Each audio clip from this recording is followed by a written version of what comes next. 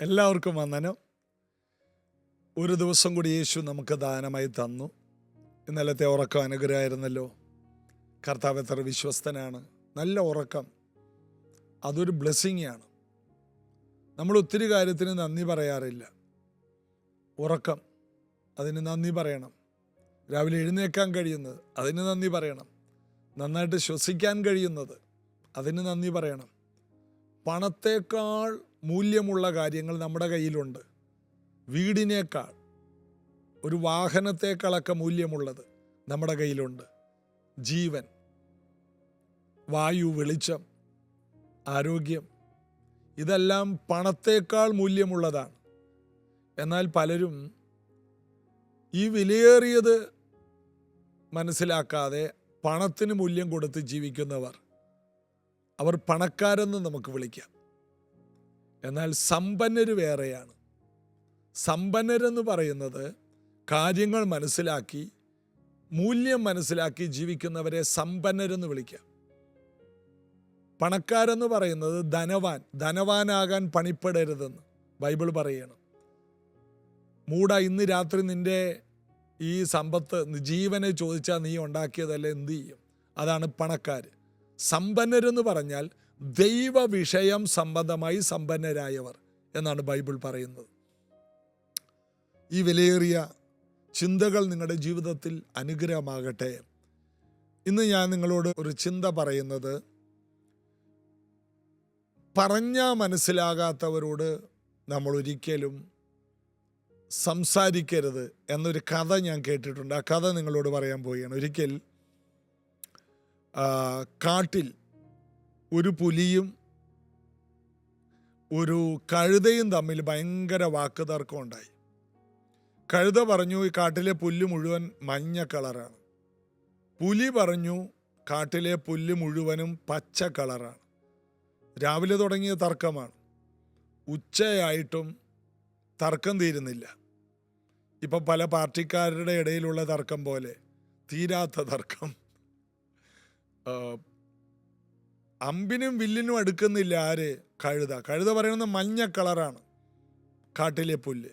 പുലി പറഞ്ഞു പച്ച കളറാണ്. വിഷയം, കാട്ടിൽ വലിയ ട്രാഫിക് ബ്ലോക്ക് ഉണ്ടായെന്നാണ്. എല്ലാ മൃഗങ്ങളും കൂടി വഴിയിൽ ഇത് കേട്ട്, തർക്കം കേട്ട് നിന്നു. വഴിയിൽ ട്രാഫിക് ബ്ലോക്ക് ഉണ്ടായി. ഒടുവിൽ ഉച്ച കഴിഞ്ഞപ്പോൾ ഇത് സിംഹരാജാവിൻ്റെ കയ്യിലെത്തി തർക്കം. അങ്ങനെ രാജാവിൻ്റെ മുൻപിൽ ഇവരെ രണ്ടുപേരെയും കാട്ടിലുള്ള മൃഗങ്ങൾ കൊണ്ടുവന്നു. അങ്ങനെ തർക്കം, രാജാവ് ഇത് കേൾക്കുകയാണ്. എന്താണ്? പുലി പറഞ്ഞു, ഞാൻ പറയുന്നു രാജാവേ കാട്ടിലെ പുല്ല് പച്ചയാണ്, ഇവൻ പറയുന്നു മഞ്ഞയാണ്. കഴുത പറഞ്ഞു, അതെ, ഞാൻ പറഞ്ഞതിൽ ഉറച്ചു നിൽക്കുന്നു, കാട്ടിലെ പുല്ല് മഞ്ഞയാണ്. ഒടുവിൽ രാജാവ് ഒരു തീരുമാനം കൽപ്പിച്ചു. അതായത് പുലിക്ക് 3 മാസത്തെ കഠിന തടവ്. കഴുതയോട് നീ പൊയ്ക്കോളാൻ പറഞ്ഞു. അപ്പോൾ പുലി പറഞ്ഞു, രാജാവ് എന്താ അങ്ങനെ ഒരു കാര്യം തീരുമാനിച്ചത്? മറ്റുള്ളവർക്കും അതൊരു ആശയക്കുഴപ്പമായി. അപ്പോൾ രാജാവ് പറഞ്ഞു, പറഞ്ഞാൽ മനസ്സിലാകാത്തവരോട് സംസാരിച്ചത് കൊണ്ടാണ് 3 മാസത്തെ കഠിന തടവ്. ഇതൊരു രസകരമായ, അല്ലെങ്കിൽ ഒരു ചിരി വരുത്തുന്ന ഒരു കാര്യമാണ്. പറഞ്ഞാൽ മനസ്സിലാകാത്ത കഴുതയോട് സംസാരിച്ചു, അതിന് 3 മാസത്തെ കഠിന തടവ്. ഇതൊരു ചിന്തയും ഒരു ഹാസ്യവുമാണെങ്കിലും അതിനകത്ത് വലിയ ആശയം കിടപ്പുണ്ട്. പറഞ്ഞാൽ മനസ്സിലാകാത്തവരെ നമ്മൾ കുറേ നേരം ഇരുത്തി പറഞ്ഞു കൊടുത്ത് നമ്മുടെ സമയം എന്തിനാ കളയുന്നേ? നമ്മുടെ സമയത്തിന് വളരെ വിലയില്ലേ? നമ്മുടെ സമയം വെറുതെ ആവശ്യമില്ലാത്തിടത്ത് ചിലവാക്കരുത് എന്നുള്ളതാണ് ഇന്നത്തെ ആ പ്രാരംഭ ചിന്ത. കാരണം പണത്തേക്കാൾ വിലയേറിയതാണ് സമയം. പണം നമുക്ക് സേവ് ചെയ്യാം, എന്നാൽ സമയത്തെ സേവ് ചെയ്യാൻ, കൂട്ടിവെക്കാൻ കഴിയില്ല. അതത്ര വിലയേറിയതാണ്.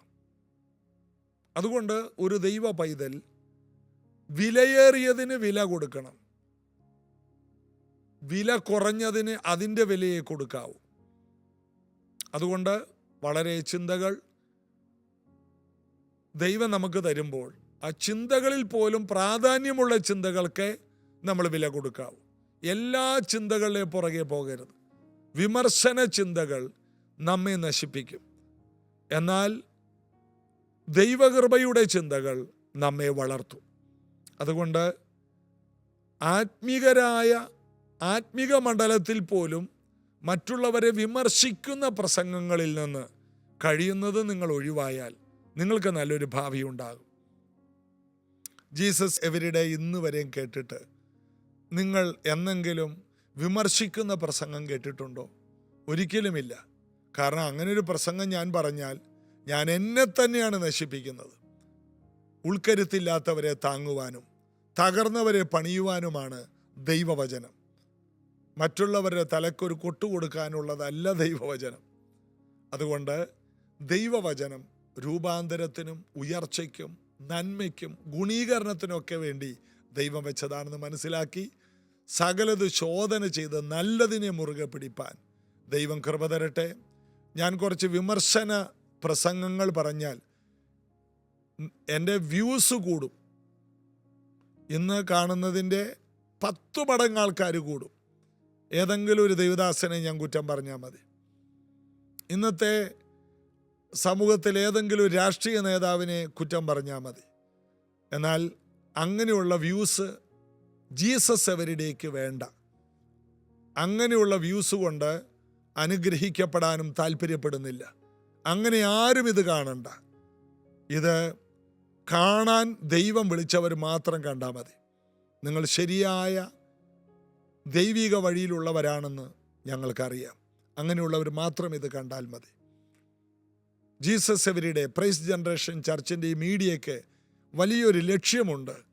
ശരിയായ ദിശയിലേക്ക് ജനങ്ങളെ കൊണ്ടുവരിക. വീരൻ്റെ കയ്യിൽ അസ്ത്രങ്ങളെപ്പോലെ യൗവനത്തിലെ മക്കളെന്ന് സങ്കീർത്തനത്തിൽ പറയുന്ന പോലെ ശരിയായ ദിശയിലേക്ക് തൊടുത്തുവിടുന്ന വില്ലുകൾ ദൈവം ഞങ്ങളുടെ കയ്യിൽ തന്നിട്ടുണ്ട്. ആ വില്ലുകളിൽ ഇരിക്കുന്ന അമ്പുകളാണ് നിങ്ങൾ. ഇത് കേൾക്കുന്ന നിങ്ങൾ ശരിയായ ദിശയിൽ എത്തിയിരിക്കും എന്നുള്ളതിന് 2 പക്ഷമില്ല. ദൈവം നിങ്ങളെ അനുഗ്രഹിക്കും. കർത്താവിൻ്റെ നാമം മഹിമപ്പെടട്ടെ. റോമാലേഖനത്തിലെ 6-ാമത്തെ അധ്യായത്തിലെ ഏറ്റവും ഒടുവിലത്തെ വാക്യത്തിലേക്ക് വരാം. 23. പാപത്തിൻ്റെ ശമ്പളം മരണമത്രേ, ദൈവത്തിൻ്റെ കൃപാവരമോ നമ്മുടെ കർത്താവായ യേശു ക്രിസ്തുവിൽ നിത്യ ജീവൻ തന്നെ. എല്ലാറ്റിനും ഒരു ശമ്പളമുണ്ട്. ഇന്ന് നമ്മൾ നമ്മുടെ കുഞ്ഞുങ്ങളെ ഡോക്ടറാക്കാനായിട്ട് പഠിപ്പിക്കുന്നുണ്ടെങ്കിൽ, അതിനുവേണ്ടി നീറ്റ് പരീക്ഷയ്ക്ക് വേണ്ടി നീറ്റായിട്ട് അവരെ ഒരുക്കുന്നുണ്ടെങ്കിൽ, അവരെ സയൻസ് ഗ്രൂപ്പിലേക്ക് തിരിക്കുന്നുണ്ടെങ്കിൽ, ഇപ്പോഴേ അവർക്ക് വേണ്ടി വളരെയധികം വില മുടക്കുന്നുണ്ടെങ്കിൽ, ഭർത്താവിൻ്റെ കൂടെ വിദേശത്ത് പാർക്കുന്ന അമ്മ നാട്ടിൽ വന്ന് നിന്ന് കുഞ്ഞിൻ്റെ കൂടെ നിന്ന് പഠിപ്പിക്കുന്നുണ്ടെങ്കിൽ, നിങ്ങൾക്കൊരു കാര്യം അറിയാം. ആ കുഞ്ഞ് ഡോക്ടറായി കഴിയുമ്പോൾ അവന് കിട്ടുന്ന ശമ്പളം, അവന് കിട്ടുന്ന ആ പഠനത്തിന് കിട്ടുന്ന വരുമാനം ഭയങ്കരമാണ്. ചില കുട്ടികളെ CA അല്ലെങ്കിൽ അതുപോലെയുള്ള കോഴ്സുകളിലേക്ക് മാതാപിതാക്കൾ പ്രോത്സാഹിപ്പിക്കുന്നുണ്ടെങ്കിൽ, ആ കുഞ്ഞ് അതിനുവേണ്ടി വില മുടക്കുന്നുണ്ടെങ്കിൽ, ആ പഠന വിജയത്തിന് ശേഷമുള്ള ശമ്പളം, വരുമാനം അറിയാം. അതുകൊണ്ടാണ് ആ കുഞ്ഞിൻ്റെ ഭാവി ഉറപ്പായി. ആ കുഞ്ഞിൻ്റെ പേരിൻ്റെ കൂടെ ആ ഡിഗ്രിയും കൂടി ചേർത്ത് കഴിയുമ്പോൾ ഉണ്ടാകുന്ന മൂല്യം ജീവിതകാലം മുഴുവനും കിട്ടുന്ന ഒരു പേര്, പെരുമ. എന്നാൽ അതിന് ഒത്തിരി വില മുടക്കണം. ആ ശമ്പളം, ആ വരുമാനം, ആ മാന്യത, ജീവിതകാലം മുഴുവൻ കിട്ടുന്ന ഒരു പേരും പെരുമയും. അതിനു വേണ്ടിയാണ്, ആ ഒരു ശമ്പളത്തിന് വേണ്ടി, ആ ഒരു വരുമാനത്തിന് വേണ്ടി, ആ ഒരു പദവിക്ക് വേണ്ടി, ആ ഒരു കുടുംബത്തിന് കിട്ടുന്ന പെരുമയ്ക്ക് വേണ്ടി, പേരിന് വേണ്ടി. നല്ല പേര് സുഗന്ധ തൈലത്തേക്കാൾ നല്ലതാണ്. അതിനു വേണ്ടിയാണ് ഒരു എഫർട്ട് എടുക്കുന്നത്. അത് ചെറിയ എഫർട്ടൊന്നുമല്ല. എനിക്കറിയാവുന്ന ഒരു ആൻറ്റി മംഗലാപുരത്തെ മുള്ളർ ഹോസ്പിറ്റലിലാണ് കുഞ്ഞിനെ ചേർത്തത്. അവള് ഖത്തറിൽ ജനിച്ചു വളർന്നതാണ്. അവൾക്ക് പഠിക്കാൻ മുള്ളർ ഹോസ്പിറ്റലിൽ ചേർന്ന അന്നു മുതൽ ഛർദില, ഭക്ഷണം പിടിക്കുന്നില്ല. വളർന്നതെല്ലാം ഗൾഫിലെ നല്ല ക്വാളിറ്റി ഫുഡ് കഴിച്ച്, ഹോസ്റ്റലിലെ ഫുഡ് പറ്റുന്നില്ല. അമ്മ ഖത്തറിൽ നിന്ന് വന്ന് അവിടെ വന്ന് ഒരു വീട് വാടകയ്ക്കെടുത്ത് കുഞ്ഞിനെ ഹോസ്റ്റലിൽ നിന്ന് മാറ്റി. അമ്മയാണ് ശരിക്കും 4-5 കൊല്ലം പഠിച്ചത്, കുഞ്ഞല്ല. MSc-കാരിയായിട്ടുള്ള അമ്മ അവിടെ ഇരുന്ന് കുഞ്ഞ് പഠിക്കാൻ പോകുമ്പോൾ മുഴുവനും പ്രാർത്ഥനയാണ്. കാരണം ടീച്ചേഴ്സിന് ഇവളോട് ദേഷ്യം, കൂടെ പഠിക്കുന്നവർക്ക് ഇവളോട് ദേഷ്യം. എന്തിനാണ് ദേഷ്യമെന്ന് പാവപ്പെട്ട ഈ കൊച്ചിന് പോലും അറിയില്ല. ഭയങ്കര വിരോധമാണ് മറ്റുള്ളവർക്ക്. ഒരു ദിവസം എന്നോട് പറഞ്ഞു, പാസ്റ്ററെ, ഞങ്ങൾക്ക് വേണ്ടി ഒന്ന് വരുമോ? അങ്ങനെ ഞാനിവിടുന്ന് ആലപ്പുഴയിൽ നിന്ന് മുള്ളർ ഹോസ്പിറ്റലിൽ ചെന്ന് ആ കുഞ്ഞ് പാർക്കുന്നിടത്ത് ചെന്ന് ഒരു പകൽ മുഴുവനും അവരുടെ കൂടി ഇരുന്ന് കരഞ്ഞ് പ്രാർത്ഥിച്ചു. ഇന്ന് അവള് വലിയ ഡോക്ടറാണ്, അവളുടെ ഭർത്താവ് ഡോക്ടറാണ്. അവരെല്ലാം നല്ല നിലയിൽ ആയിരിക്കുന്നു. ആ അമ്മയുടെ എഫേർട്ട്, അപ്പൻ്റെ കൂടെ ജീവിച്ച് രാജകീയമായി ജീവിക്കേണ്ട അമ്മ ഈ കുഞ്ഞിന് വേണ്ടി എടുത്ത വലിയ ത്യാഗപരമായ ജീവിതമൊക്കെ എന്തിനാണ്? ഇന്നത്തെ ആ കുഞ്ഞിന് ലഭിക്കുന്ന പദവി എത്ര വലിയൊരു പദവിയാണ്. ആ ഒരു പദവിക്ക് വേണ്ടി.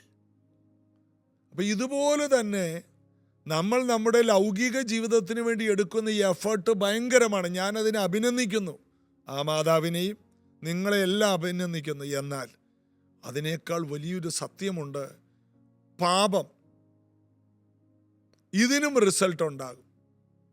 അവനവൻ ശരീരത്തിൽ ഇരിക്കുമ്പോൾ ചെയ്യുന്നത് നല്ലതാണെങ്കിലും തീയതാണെങ്കിലും അതിന് തക്കവണ്ണം പ്രാപിപ്പാൻ നമ്മളെല്ലാവരും ക്രിസ്തുവേശുവിൻ്റെ ന്യായാസനത്തിൻ്റെ മുമ്പിൽ നിൽക്കുമെന്ന്. അതുകൂടാതെ വെളിപ്പാട് പുസ്തകത്തിലെ 20-21 അധ്യായങ്ങൾ വായിക്കുമ്പോൾ കാണാം, മരിച്ചവരാബാലവൃദ്ധം ദൈവത്തിൻ്റെ സിംഹാസനത്തിൽ നിന്നെന്ന് യേശു പറഞ്ഞു, ദേഹത്തെ കൊല്ലുന്നവരെ ഭയപ്പെടേണ്ട, കൊന്നിട്ട് ഉയർത്തെഴുന്നേൽപ്പിച്ച് നരകത്തിൽ തള്ളിക്കളയാൻ കഴിയുന്നവനെ ഭയപ്പെടുക. ഇത് യേശു പഠിപ്പിച്ചതാണ്. പാപം ചെയ്ത് മരിച്ച് തീരുന്നില്ല കേട്ടോ, പാപം ചെയ്യുന്നവരെ എഴുന്നേൽപ്പിക്കും കർത്താവ്. എന്നിട്ട് ന്യായം വിധിച്ച് എന്നേക്കുമായി തീപ്പൊയ്കയിൽ തള്ളും. പാപത്തിന് ഒരു ശമ്പളമുണ്ടെന്ന് ഭയപ്പെടണം. പാപത്തിന് ശമ്പളം ഉണ്ട്. പാപം ചെയ്ത് ദൈവമില്ല എന്നൊക്കെ പറഞ്ഞ്, ദൈവമില്ലെന്ന് പറഞ്ഞാലേ ഇതൊക്കെ ചെയ്യാൻ പറ്റൂ.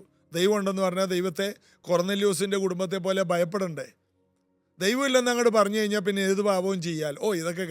ഇതൊക്കെ അങ്ങനെ പ്രപഞ്ചത്തിൽ ഒരു പൊട്ടിത്തെറി ഉണ്ടായി. അങ്ങനെ ആ പൊട്ടിത്തെറിയിൽ ഒരു അമീബയുണ്ടായി. അമീബയിൽ നിന്ന് വാൽമാക്രി ഉണ്ടായി. ഇടയ്ക്ക് വെച്ച് വാൽമാക്രിയുടെ വാല് പോയി, പിന്നെ മാക്രിയായി.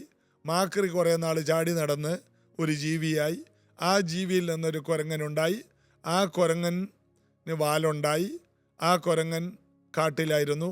കാട്ടിൽ ഇടയ്ക്ക് വെച്ച് ആ കുരങ്ങൻ്റെ വാല് പോയി. ആ കുരങ്ങൻ പിന്നെ വേറൊരു മനുഷ്യനായി, കാട്ടുമനുഷ്യനായി. പിന്നെ ആ കാട്ടുമനുഷ്യൻ നാട്ടുമനുഷ്യനായി. പിന്നെ ആ മനുഷ്യൻ പട്ടണ മനുഷ്യനായി. ഇപ്പോൾ ആ മനുഷ്യൻ ചന്ദ്രനിലേക്ക് പോകാനുള്ള പദ്ധതി ഇടുന്നു. ഇങ്ങനെ കാലങ്ങൾ കൊണ്ടുണ്ടായ രൂപാന്തരത്തെ ഒക്കെ വിശ്വസിക്കാൻ എന്തൊരു കഷ്ടപ്പാടാണ് മനുഷ്യൻ ചെയ്യുന്നത്. പണ്ടൊരാൾ പറഞ്ഞതുപോലെ, മാങ്ങയെന്ന് പറയുന്നതിനേക്കാൾ മാങ്ങയെ തേങ്ങയെന്ന് പറയാനാണ് മനുഷ്യൻ ശ്രമിക്കുന്നത്. ഒരു മാങ്ങയെ തേങ്ങയെന്ന് പറയാൻ എന്തോരം കഷ്ടപ്പെടണം. എന്നാൽ മാങ്ങയെന്ന് പറഞ്ഞാൽ അങ്ങനെയുള്ളവരുടെ വാക്കുകൾക്ക് വ്യൂസ് ഇല്ല. മാങ്ങയാണ്. എന്നാൽ മാങ്ങയെ തേങ്ങയെന്ന് ആരെങ്കിലും പറഞ്ഞാൽ ഉടനെ അത് മാങ്ങ കാലാന്തരത്തിലൂടെ അതിൻ്റെ ത്വക്കുകൾക്ക് കട്ടി കൂടുന്നു. അതിൻ്റെ ആ മാങ്ങാണ്ടി വലുപ്പം റൗണ്ട് ഷേപ്പിലാകുന്നു. അതിനകത്ത് വെള്ളം വരുന്നു. അതിന് ഷേപ്പ് മാറുന്നു. അത് കട്ടി കൂടുന്നു. അതിൻ്റെ രുചി മാറുന്നു. അതിൻ്റെ നിറങ്ങൾ മാറുന്നു. എന്നിങ്ങനെ ഒരു പഠനം നടത്താമോ? അത് കാണാൻ ഒത്തിരി പേരുണ്ടാകും. അങ്ങനെയുള്ളൊരു കാര്യം കേൾക്കാൻ, അത് ഷെയർ ചെയ്യാനും ഒത്തിരി ബുദ്ധിജീവികളുണ്ട്. എന്നാൽ സത്യം പറയട്ടെ, പാപം ചെയ്യാൻ ഉള്ള ലൈസൻസായിട്ട് പലരും എടുത്തിരിക്കുന്നത് നിരീശ്വരവാദമാണ്. നീ നിരീശ്വരവാദിയാണെന്ന് നിന്നെക്കുറിച്ച് വേണമെങ്കിൽ പറയാം, ദൈവമില്ലെന്ന് നിനക്ക് പറയാം. എന്നാൽ മരണത്തിനപ്പുറം നീ എഴുന്നേറ്റ് വരുമ്പോൾ, ദൈവത്തിൻ്റെ മുമ്പിൽ മുഖാമുഖം നിൽക്കുമ്പോൾ പറയാൻ കഴിയില്ല. മരണത്തിനപ്പുറം ഒരു ജീവിതമുണ്ട്. ഇന്ന് പറയുന്ന കുറേ എക്സ്ക്യൂസുകളും ഇന്ന് പറയുന്ന കുറേ റീസണുകളും അന്ന് പറയാൻ പറ്റില്ല കേട്ടോ. എന്നാൽ പാപത്തിൻ്റെ ശമ്പളം മരണമാണെങ്കിലും വേറൊരു സത്യമുണ്ട്. ദൈവത്തിൻ്റെ കൃപാവരമോ നമ്മുടെ കർത്താവായ യേശു ക്രിസ്തുവിൽ നിത്യജീവനാണ്. ദൈവത്തിൻ്റെ കൃപാവരം, അർഹിക്കാത്ത സ്ഥാനത്ത് ദൈവം തരുന്ന വരം. കുഞ്ഞെ, നിനക്ക് ഇപ്പോൾ വേണമെങ്കിൽ ഏറ്റുപറഞ്ഞ് യേശുവിൻ്റെ പൈതലായി ഒരു പുതിയ തുടക്കമുണ്ടാകാം. നീ ഇത്രയും കാലം ചെയ്ത മുഴുവനും പാപമില്ലേ, അതാരോട് പറഞ്ഞാൽ അവർ നിന്നെ തല്ലിക്കൊല്ലും. അത്രയും വലിയ പാപം ചെയ്തിട്ട് ജീവിക്കുന്ന വ്യക്തിയാണ് നീ. ചിലപ്പോൾ നിനക്ക് ഇപ്പോൾ യേശുവേ എൻ്റെ ജീവിതത്തിലേക്ക് വരണമേ, എൻ്റെ പാപം എന്നിൽ നിന്ന് എടുത്തു മാറ്റണമേ എന്ന് പറഞ്ഞാൽ അത് കൃപാവരമാണ്. അർഹതയില്ലാത്ത നിനക്ക് ഉടനെ നിത്യജീവൻ കിട്ടുകയാണ്. നിത്യജീവൻ, അതായത് നീ നിത്യതയിൽ എത്തുന്നതിന് മുമ്പേ നിനക്ക് ഇവിടെ വെച്ച് തന്നെ അത് ഇൻഷുർ ചെയ്യാണ്. പിന്നെ നീ മരിച്ചാൽ നേരെ പോകുന്നത് ന്യായവിധിയിലോട്ടും നരകത്തിലോട്ടുമല്ല, നേരെ നിനക്ക് നേരിട്ട് എൻട്രി കിട്ടുകയാണ്. ശരിയായ വഴിയിലേക്ക് നീ നിന്നെ തന്നെ ഇൻഷുർ ചെയ്ത് കഴിഞ്ഞു. ഇത്രയും വലിയ ഈ പദവി കളയരുത്. വലിയ തീരുമാനങ്ങൾ ഇങ്ങനെയുള്ള ചിന്തകളിൽ എടുക്കണം. യേശുവേ, എൻ്റെ ഉള്ളിലേക്ക് വരണമേ, ഞാൻ ഇന്നുവരെ ചെയ്ത പാപം എന്നോട് ക്ഷമിക്കണേ എന്ന് ഏറ്റവും ദുഷ്ടനായ ഒരു നിരീശ്വരവാദി പറഞ്ഞാൽ പോലും അവന് നിത്യജീവൻ ലഭിക്കുമെന്ന് എന്നോട് ചേർന്ന് എത്ര പേര് പ്രാർത്ഥിക്കും? ഞാനൊരു പ്രാർത്ഥന നിങ്ങൾക്ക് ചൊല്ലിത്തരാം. കണ്ണടച്ച്, യേശുവേ, എൻ്റെ ഉള്ളിലേക്ക് വരണമേ, ഇന്ന് വരെ ചെയ്ത, ഈ നിമിഷം വരെ ചെയ്ത പാപങ്ങൾ എന്നോട് ക്ഷമിക്കണമേ. അങ്ങ് കാൽവരി ക്രൂശിൽ എനിക്ക് വേണ്ടി മരിച്ചു എന്നും അങ്ങ് ഉയർത്തെഴുന്നേറ്റ് ജീവിക്കുന്നു എന്നും ഞാൻ വിശ്വസിക്കുന്നു. ഇന്നു മുതൽ അങ്ങയെ ഞാൻ എൻ്റെ കർത്താവ് രക്ഷകനുമായി സ്വീകരിച്ചിരിക്കുന്നു. ആമേൻ. നിങ്ങൾ ആ വാക്ക് പറഞ്ഞില്ലേ? നിങ്ങൾ ഈ ഒടുവിലത്തെ ഈ പ്രാർത്ഥന എന്നോട് ചേർന്ന് വിശ്വസിച്ച് പ്രാർത്ഥിച്ചെങ്കിൽ നിങ്ങൾ നിത്യജീവൻ പ്രാപിച്ചു. ഇനി നിങ്ങൾ പഴയ പാപി അല്ല. ഇനി നിങ്ങൾക്ക് വേണ്ടത് നല്ലൊരു കൂട്ടായ്മയാണ്, വിശുദ്ധമായൊരു കൂട്ടായ്മ. ഇനിയും പഴയ വഴിയിലൂടെ പോയാൽ ഈ രക്ഷാവാചകം കൊണ്ട് ഒരു പ്രയോജനമില്ല. നിങ്ങൾക്കിനി വേണ്ടത് നല്ലൊരു കൂട്ടായ്മയാണ്. നിങ്ങൾ പുതിയ ശിശുക്കളായി ജനിച്ചിരിക്കുകയാണ്, വീണ്ടും ജനിച്ചു, ദൈവത്തിൽ നിന്ന് ജനിച്ചു. ഇനി നിങ്ങൾക്ക് ദൈവിക കൂട്ടായ്മ വേണം. രക്ഷിക്കപ്പെട്ട് സ്നാനപ്പെട്ട് പരിശുദ്ധാത്മാവിനെ പ്രാപിച്ച ഒരു സഭയുമായി നിങ്ങൾക്ക് ബന്ധം വേണം. നിങ്ങളുടെ അടുത്ത ഏതെങ്കിലും ഒരു നല്ല കൂട്ടായ്മ ഉണ്ടെങ്കിൽ അവിടെ പോകാം. അല്ലെങ്കിൽ നിങ്ങൾക്ക് പ്രൈസ് ജനറേഷൻ ചർച്ചിൽ ആരംഭകാലത്ത് വരാം. കുറച്ച് കാലം കഴിയുമ്പോൾ അതിനെ പറ്റിയൊരു കൂട്ടായ്മയിലേക്ക് ഞങ്ങൾ നിങ്ങളെ ഡയറക്റ്റ് ചെയ്യാം. നിങ്ങളെ സഹായിക്കാൻ ദൈവം ഞങ്ങളെ ഈ സൈൻ ബോർഡ് പോലെ വെച്ചിരിക്കുകയാണ്. നിങ്ങൾക്ക് വഴി, ശരിയായ വഴി പറഞ്ഞു തരാൻ. അത് ഞങ്ങളെ ദൈവം ഏൽപ്പിച്ച ജോലിയാണ്. ഞങ്ങൾക്കതിന് പ്രതിഫലം സ്വർഗം തരും. കർത്താവ് അനുഗ്രഹിക്കട്ടെ.